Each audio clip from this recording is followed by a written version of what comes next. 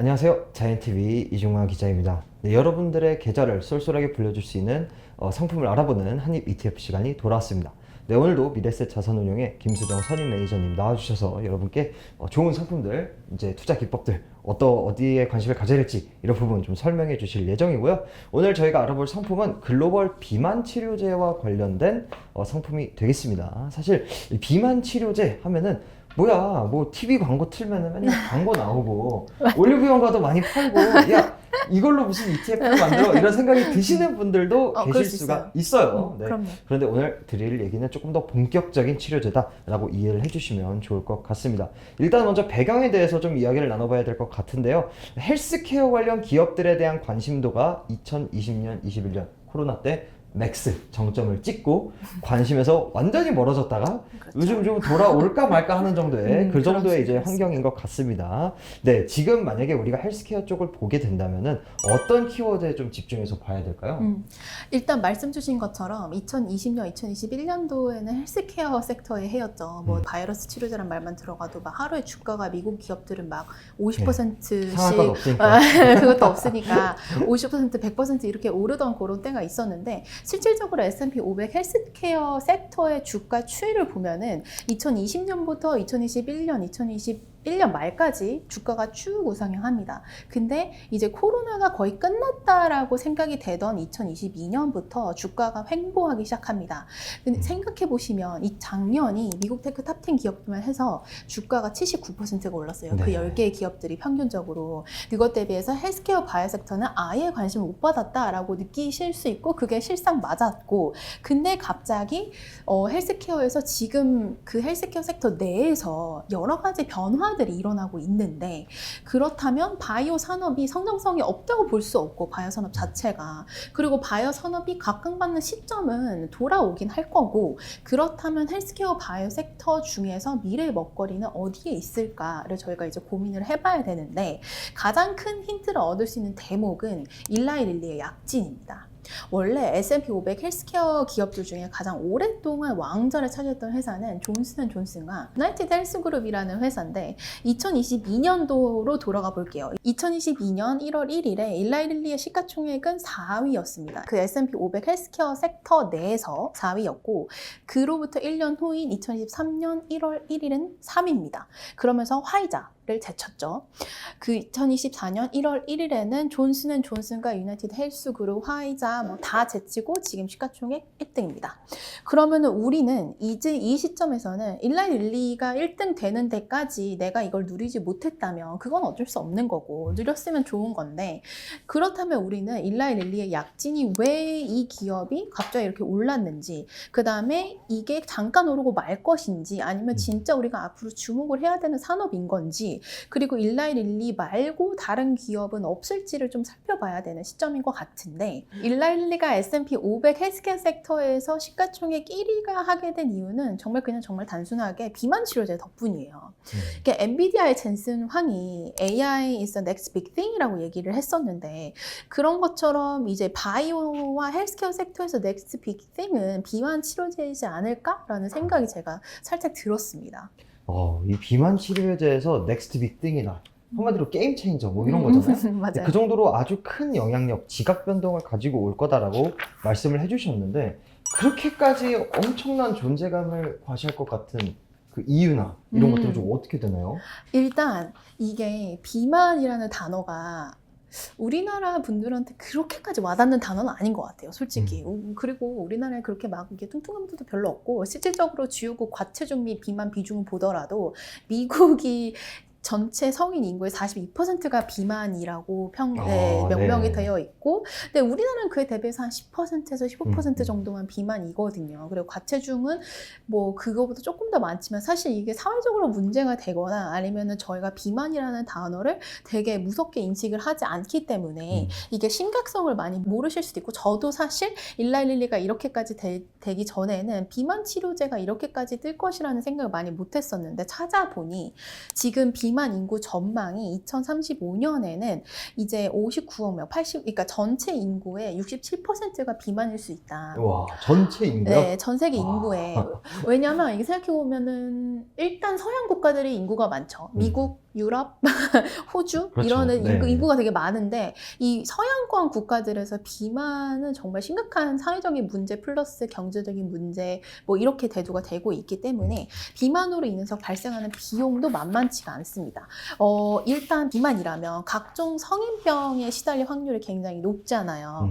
뭐 고혈압, 당뇨, 허리 통증, 알츠하이머, 심혈관 질환까지도 이제 비만 때문에 다 이어진다라고 얘기를 하는데 그거에 들어가는 비용이 미국에서만 한 1,730억 정도 1년에 네, 그 정도 들어간다라고 얘기가 나오고 있고 그게 어느 정도 수준이냐면 앞으로 이제 비만 2035년에 전 세계 인구의 67%가 비만이 되면 그걸로 인해서 우리가 들어가는 비용이 사회적인 비용이 전 세계 GDP의 3%가 될 수도 있다라고 얘기가 나오고 있죠. 그래서 이게 사실은 지금 나한테 그렇게 크게 와닿지는 않지만 비만은 질병에 가깝다라고 생각해 주시면 되고 이게 약간 다른 것 같아요. 미용 목적도 있는데 지금 미국과 유럽 국가들에서는 질병에 가깝다. 그리고 질병으로 얘기를 하고 있고 그와 더불어서 사실상 이거는 최근 SNS나 틱톡이나 쇼츠 포맷에서 비현실적인 몸매를 가지고 계신 분들이 인기가 굉장히 높아지고 있는데 그래서 그런 부분들도 비만 치료제에 대한 인기, 그다음에 시장성을 좀 높게 만들어지는 그런 요소라고 생각을 하고 있습니다. 실제로 수치를 보면 전 세계 비만 환자 수는 한 50년 사이에 3배 정도 늘어났다라고 봐주시면 되고요. 현재 10억 명 가까이 환자가 있을 것으로 추정이 됩니다. 그래서 제가 아까 전에 비만을 질병으로 분류를 한다라고 말씀을 드렸는데 이거 저희가 질병을 분류하는 게 아니라 미국의 의사협회에서는 실제로 이제 비만은 질병이다 라고 얘기를 했고 유럽연합에서도 비만은 질병이다라고 얘기를 해서 현재 미국은 이제 막 그 TROA라고 되게 들어보신 분들이 있을 거예요.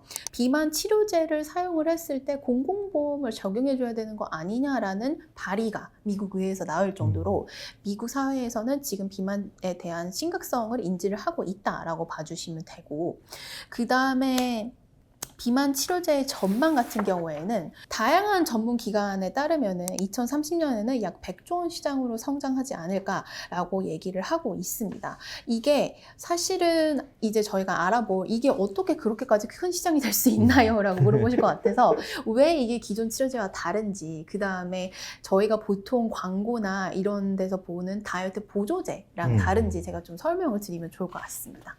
네, 사실 아까 오프닝에 잠깐 말씀을 드렸는데 그런 그 올리브영이나 이런 데 가면은 많잖아요. 많아요. 거의 아예 한 스탠드가 다이어트 이게 살 빼게 해준다 이런 약들로 가득 차 있습니다. 그래서 뭐 이게 근데 그런 올리브영에서 파는 약들 뿐만이 아니라 제가 알기로는 뭐 사실 수술법으로 이제 좀 비만을 치료하는 방법도 있었고 있죠, 아니면은 최근에 나온 이런 약들이 아니라 예전부터 있었던 약도 존재하는 걸로 알고 있는데 그런 다이어트 약들, 예전부터 존재했었던 그런 약들하고는 최근에 나온 것들하고 좀 어떻게 다르고 보조제랑은 또 어떻게 다른 건가요? 일단 보조제와 다른 부분을 먼저 말씀을 드릴게요. 다이어트 보조제는 FDA 승인을 안 받습니다. 네, 그냥 그렇죠. 건강기능식품이잖아요. 네, 건강기능식품이고 그리고 무조건적으로 살을 빼주는 건 아니고 내가 노력도 해야 되고 내 몸에 맞으면은 이게 살이 빠지는데 맞지 않으면은 배앓이를 하거나 이런 분들도 많고 그래서 리뷰 같은 거가 되게 극과 극이잖아요. 제가 보더라도 그렇죠. 리뷰가 네. 상당히 극과 극인데 그 이유는 이게 치료제도 아니고 도 아니고 그냥 살 빼는 데 도움을 주는 건강기능식품입니다. 그렇기 때문에 저희가 이제 뭐 슈퍼나 이제 화장품을 파는 올리브영에서도 같이 볼 수 있는 거라고 봐주시면 되고 지금 저희가 얘기하는 비만 치료제는 진짜로 주사, 정말로 이걸 맞으면 무조건 살이 빠질 수밖에 없게 되는 그런 뇌라던가 간이라던가 그다음에 인슐린 분비라던가 근육이라던가 장이라던가 장기에 영향을 줘서 살을 빠지게 만드는 그런 치료제라고 봐주시면 됩니다. 그래서 그런 건강기능식품과는 완전히 다르다라고 봐주시면 되는데 사실은 그 건강기능식품들이 인기가 이렇게 있는 이유를 다시 생각을 해보면 살을 빼는 거는 그냥 모든 사람들의 평생 숙제인 것 같아요. 맞아요. 매년 1등이잖아요. 네, 1등이에요. 다이어트, 운동. 그렇잖아요. 그리고 사실 막 그런 얘기도 있잖아요. 여자들의 꿈은 백마탄 왕자님이 아니라 아무리 많이 먹어도 살찌지 않는 몸을 갖는 것이다. 그렇죠. 네. 맞아요. 그래서 사실 이런 미용에 대한 그 건강기능식품들이 이렇게 화랑인 것들을 봤을 때도 비만 치료제 시장은 상당히 이제 성장 가능성이 높다라고 볼 수 있는 부분인 것 같아요. 하지만 굉장히 다르다라고 봐주시면 되고 기존의 살 빼는 약과도 다른데 일단 기존에도 비만 치료제는 미국에는 있었습니다. 저희가 뭐 듣지 못했을 뿐이지 판매되지 않았을 뿐이지 우리나라에서. 왜냐? 미국에서 FDA 승인을 받고 나왔는데 이게 판매 중단된 애들이 많습니다. 부작용이 너무 많아가지고, 네. 예, 부작용이 너무 많아가지고 이게 판매 중단된 애들이 굉장히 많은데 1, 2세대 비만 치료제 같은 경우에는 체중 감소율이 한 10% 정도 내외, 뭐 5%인 애들도 있고 그런데 그럼에도 불구하고 판매가 중단될 정도 부작용이 심했던 애들이 많았어요. 그게 이제 보통 글로벌 제약회사들이 분류하는 1, 2세대 비만 치료제입니다. 그 다이어트 약이랑은 달라요. 그리고 지금은 우리가 얘기하는 3세대 비만 치료제는 이제 부작용이 상당히 없고 왜 부작용이 없느냐라고 물어보신다면은 당뇨병 치료제로부터 발견된 어떠한 특징을 극대화시켜서 우리가 다이어트 약을 만들었는데 그 당뇨병을 치료하기 위한 치료제가 나온 지 굉장히 오래됐고 정말 장기간의 추적을 걸쳤다라고 봐주시면 돼요. 실질적으로 이런 비만 치료제들은 어떤 원리로 이제 살이 빠지냐면 GLP-1이라는 작용제를 이해를 하셔야 되는데 이 뭐 단어가 뜻하는 게 뭐예요? 이건 중요한 게 아니라 사실은 GLP-1이라는 그 물질은 인슐린을 분비하여 혈당을 조절하는 물질이라서 당뇨병 환자분들한테 정말 많이 처방이 되었던 그런 물질인데 이거를 당뇨병을 위해서 처방을 하다 보니까 사람들이 살이 빠지고 식욕 부진이 오고 체중 감소가 되고 이런 거를 이제 장기간 추적 결과로 그런 게 나온 거죠. 그런데 그걸로 제약회사들은 생각을 합니다. 이러면 이걸로 비만 치료제를 극대화시켜서 만들면 부작용도 별로 없고 그 다음에 건강에도 좋은 거잖아요. 솔직히 그렇죠. 당뇨병 치료제라는 것은 인슐린 민감성 높아서 포도당 흡수나 이런 것들을 좀 이게 조절을 해주는 부분이기 때문에 그걸로 확장시켜서 살 빼는 약을 만들 수 있겠다라고 생각을 한 거죠. 그래서 당뇨병 치료제로부터 개발된 비만 치료제가 지금 3세대라고 봐주시면 되고 얘네들은 간, 장, 뇌, 근육, 췌장에 다 영향을 미치고 뇌의 식욕 중추에 작용을 합니다. 그래서 식욕을 떨어뜨린다라고 봐주시면 되고요. 지금 체중 감소율은 한 15% 정도 내외라고 얘기가 나오는데 이게 일론 머스크가 그 위고비 먹고 잠깐 15kg 뺐다고 먹고가 아니라 맞고 주사죠. 맞고 그 정도 뺐다고 얘기를 해가지고 굉장히 화제가 됐었고 그게 이 GLP-1 작용제 비만 치료제의 종류 중에 하나라고 이해를 해주시면 됩니다.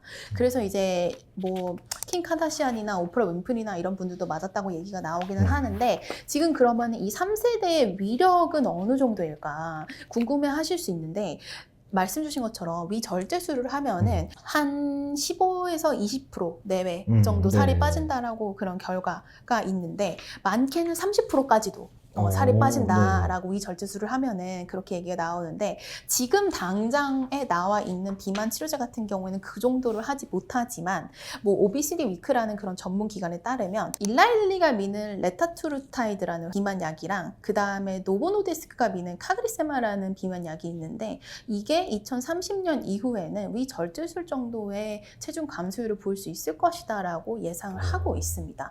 그럼 뭐냐면 어디까지 생각을 하시면 좋냐면 내가 수술을 받아야만 달성할 수 있었던 체중 감소율을 주사 한 번 근데 주사도 이제 여러 번 맞다가 점점 줄어들 거예요. 주사 맞는 횟수도. 그리고 지금은 많이 맞아야 되잖아요. 네, 지금은 많이 맞아야 되는데 앞으로 횟수도 줄일 거라고 보이고 그 다음에 경구용으로 만들 것이다. 알약으로 만들 것이라고 얘기가 하고 있기 때문에 이제 2030년 혹은 장기적인 관점에서 봤을 때 이 비만 치료제 시장이 점점 커지고 이제 글로벌 제약사들이 다 뛰어들기 시작하면은 결국에는 나는 알약 하나를 먹고 이제 한 5년 전 대비해서 위절제술을 받았을 때 효과를 누릴 수 있는 그런 세상이 펼쳐지지 않을까라고 얘기가 나오고 있고 근데 지금 좀 비싸거든요. 지금 비싸요.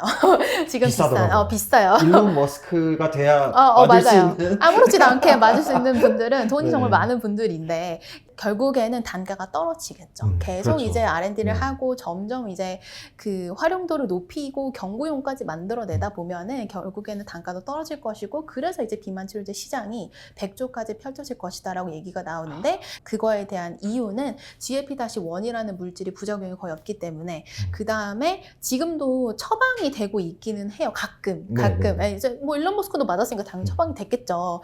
근데 그게 지금 고작 3% 정도거든요. 침투율이. 네. 그러니까 사실은 시장 성장성, 이게 올라갈 수 있는 룸이 굉장히 많이 남아있다라고 보시면 될 것 같습니다.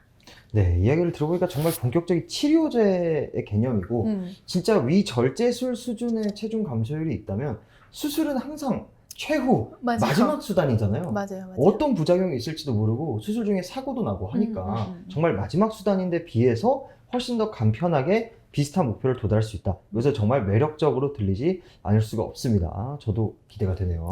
아무튼 시장성이 상당히 높다고 지금 이제 생각이 되는데, 우리가 그러면 이 비만 치료제 R&D 하는 곳이 여러 곳이 있다고 말씀을 해주셨는데 맞아요. 어떤 기업들을 중심으로 우리가 좀 봐야 될까요? 일단은 사실은 언제나 좀 미국 기업들이 이게 미국 사회적으로 봤을 때도 좀 문제지 않을까 싶을 정도로 빅파마들이 계속 이기는 그런 그림이 많이 펼쳐졌어요. 그렇죠. 일라이 릴리도 지금 시가총액 1위가 됐는데 원래도 뭐 5등? 원래 4등이었으면 원래 4, 5등? 뭐 이 정도였기 때문에 네. 되게 대단한 원래 제약 회사였고, 노보 노디스크 같은 회사도 지금 LVMH를 제쳤거든요. 네. 근데 원래도 되게 대단한 덴마크 제약 회사였어요. 원래도 역사와 전통을 네, 자랑하는. 역사와 전통을 네. 자랑하는. 그리고 글로벌 빅파마들도 결국에는 자금, 돈이 있어야 그 비만 치료제 관련되어 있는 신약을 개발하는 그런 작은 회사들이랑 R&D 협약을 맺던, M&A를 하던, 라이센싱을 받던, 라이센싱 계약을 하던, 이런 게 되잖아요. 그래서 결국에는 글로벌 빅파마들이 다시 한번 이기는 그림이 펼쳐지지 않을까라고 생각이 되는데,